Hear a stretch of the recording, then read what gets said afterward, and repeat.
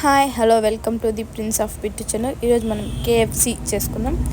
కేఎఫ్సికి కావాల్సిన పదార్థాలు: కార్న్ఫ్లవర్ 200 గ్రాములు, మైదా కప్పు, పెరుగు 200 గ్రాములు, మిరియాల పొడి, గరం మసాలా, జీలకర్ర పొడి, చికెన్ మసాలా, కారం 2 టేబుల్ స్పూన్స్, ఉప్పు తగినంత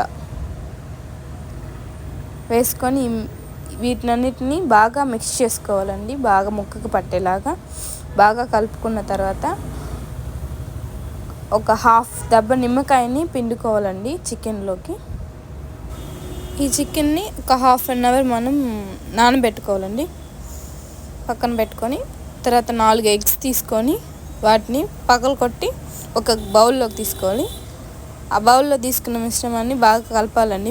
అంతా గుడ్డు ఎగ్ వైట్ అంతా మిక్స్ అయ్యేలాగా తీసుకొని తర్వాత ఎగ్ పక్కన పెట్టుకొని కేఎఫ్సి నూనెలో వేసుకోవాలండి. దానికోసమని మైదా పిండిలో ముంచి తర్వాత ఎగ్లో ముంచి తర్వాత మళ్ళీ మైదా పిండి కార్న్ఫ్లవర్లో ముంచి మనం ఆయిల్లో వేసుకుంటే సరిపోతుంది.